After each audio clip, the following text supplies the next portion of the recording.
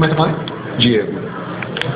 Jorge, você vem acompanhando há um bom tempo o movimento acadêmico, científico, de pesquisa e também de tecnologia aqui no estado do Rio Grande do Sul. Pode falar um pouquinho de como isso vem acontecendo? Olha, sem dúvida, nessa última década, essa área floresceu muito aqui no estado.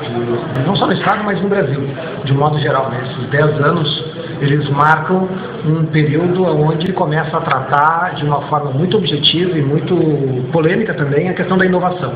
Como incorporar a inovação no nosso dia a dia, seja da universidade, seja das empresas, seja do governo, enquanto responsável nas suas ações de ciência, tecnologia e educação por essa área. Originalmente, onde está essa inovação? Essa inovação é específica de uma área? Não, certamente não. A inovação, eu diria que ela requer uma base de conhecimento, de pesquisa extremamente importante, mas só a pesquisa, só o laboratório, só a ciência não gera inovação por si só. Ela é uma condição necessária, porém não suficiente. Eu tenho que ter uma série de condições ambientais, econômicas, sociais, culturais, para que esse conhecimento gerado nas universidades ou mesmo em laboratórios de empresas se transforme em inovação, ou seja, gere valor para a sociedade. Porque a inovação é isso, né? A inovação é uma ideia que gera valor, que agrega valor à sociedade, seja por meio da geração de empregos, seja por meio da geração de renda, seja por meio da geração de novas condições sociais, por exemplo, de desenvolvimento, de moradia, de relações sociais e assim por diante. Ou seja, é o novo, é uma ideia colocada em prática, transforma em uma ação na sociedade, empresarial ou não. Ela precisa ser industrializada em algo físico, um telefone, por exemplo, ou ela acontece também com outros tipos de produtos? Certamente não. Claro que é muito mais fácil a gente falar da inovação quando ela se traduz num produto, como um telefone celular, por exemplo, que em algum momento da história é um belo exemplo de inovação que mudou as nossas vidas. Mas eu tenho inovações sociais, por exemplo, que não se transformam necessariamente num produto, podem ser processos. Eu tenho inovações, por exemplo, na saúde, que podem ser análises, diagnósticos de doença, de situações que não são um produto do ponto de vista físico, como um aparelho celular, mas sim inovações de base social ou de outras características. E podem gerar negócios? Podem gerar, eu gosto de usar o termo valor agregado, que pode ser um negócio ou não. Né? Pode ser uma transformação social, pode ser um conceito de relação social moderno, diferenciado, que contribua com a melhoria da qualidade de vida das pessoas, mas não necessariamente envolvendo um negócio, uma criação de uma empresa. Faz parte da missão, por exemplo, de uma Tecnopuc, um output como esse? Eu te diria que um ambiente como o do Tecnopuc, que é um parque científico e tecnológico, existem diversos modelos no mundo, mas os parques científicos e tecnológicos eles são ambientes de inovação, são hábitats, onde se busca reunir atores da sociedade, empresa, governo, universidade, para que de uma forma sinérgica criem um ambiente propício à pesquisa e à inovação.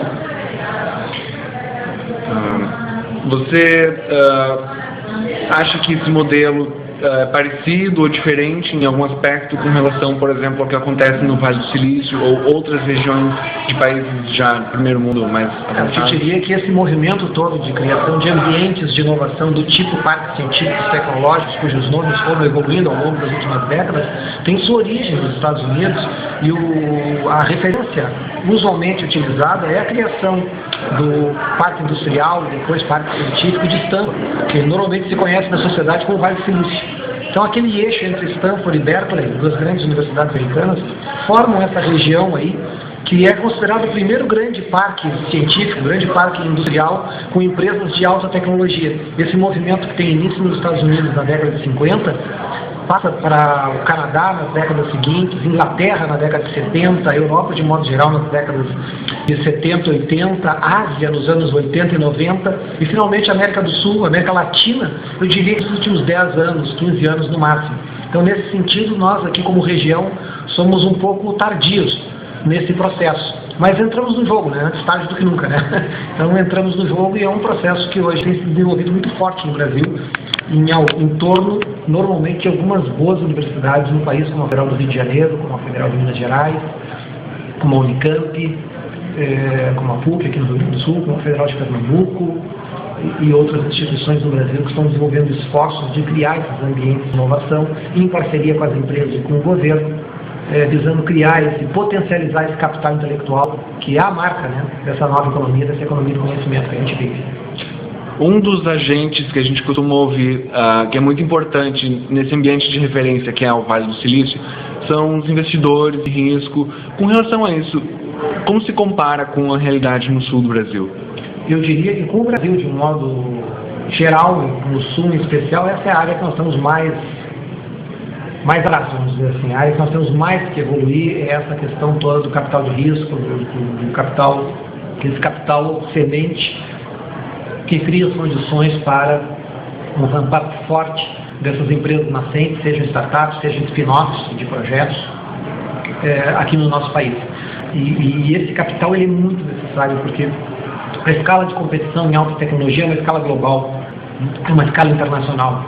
Romper essa barreira inicial normalmente requer um aporte de capital de risco importante. E a nossa cultura de capital de risco no Brasil, eu acredito que ele não está nem perto do que ocorre em alguns países centrais hoje do mundo, que alicerçam o seu desenvolvimento tecnológico, todo o ambiente de inovação, num ecossistema onde a inversão de capital na forma de risco, na forma de capital semente, é muito forte, muito, muito forte. Acho que aí nós temos que evoluir muito ainda. Sente-se isso como uma necessidade, está fazendo falta? Sem dúvida alguma. E qual é a perspectiva para se atrair isso, para se esquentar essa parte? É um processo também muito cultural, né? Nós temos que passar por um processo de acumulação de conhecimento, de criação de uma cultura nova nessa área, essa chamada cultura da inovação, onde se passa a reconhecer e dar mais valor a essas ações, por exemplo, da criação de ambientes de inovação, da importância de investir em empresas nascentes, em startups e em spin-offs, por parte dos capitalistas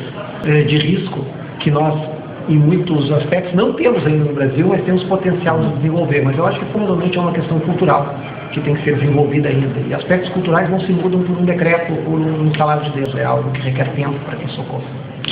A Agência Brasileira de Desenvolvimento Industrial mapeou cerca de 2.000 brasileiros que ocupam cargos importantes em instituições de ensino e pesquisa e grandes empresas nos Estados Unidos. Só para citar um país. Você acredita que que deveria haver uma retenção de talentos no país?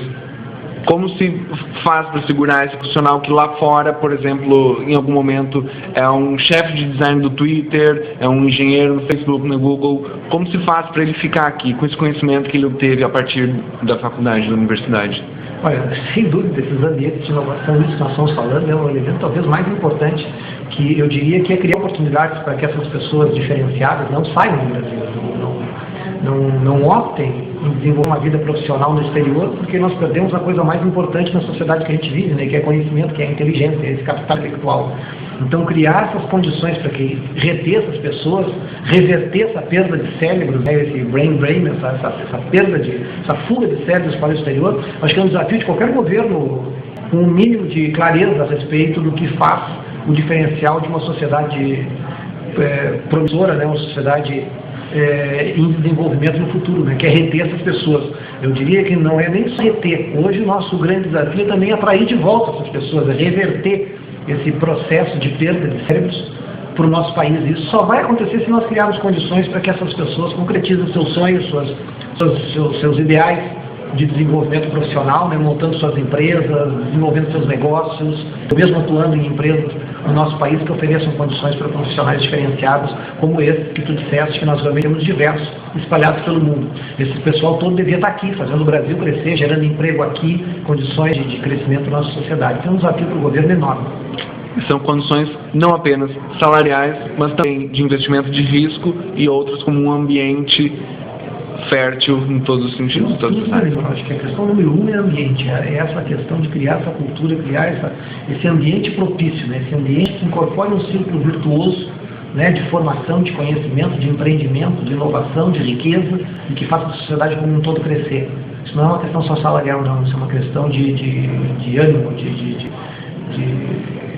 o país criar condições para que, primeiro, as pessoas que estão aqui não queiram sair, e segundo, as que estão fora queiram voltar, para fazer parte desse processo de desenvolvimento. Nós vivemos um momento muito propício para isso, né? Uma condição sociopolítica, econômica do Brasil hoje, no mundo única, nos últimos séculos talvez, mas nós temos que aproveitar isso e criar algumas políticas públicas, principalmente, que transformem em realidade esse potencial todo que a gente tem. Muito obrigado.